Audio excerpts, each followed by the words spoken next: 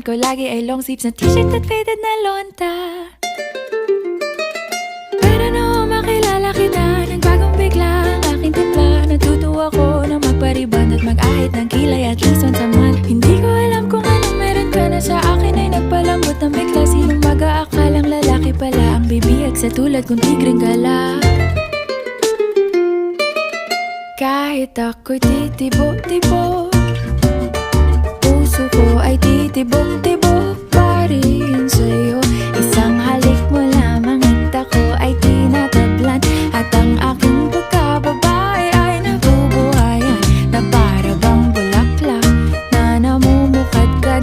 Dahil alaga mo sa dilig at katamtamang sikat ng araw-araw mong pag-ibig sa aking buhay.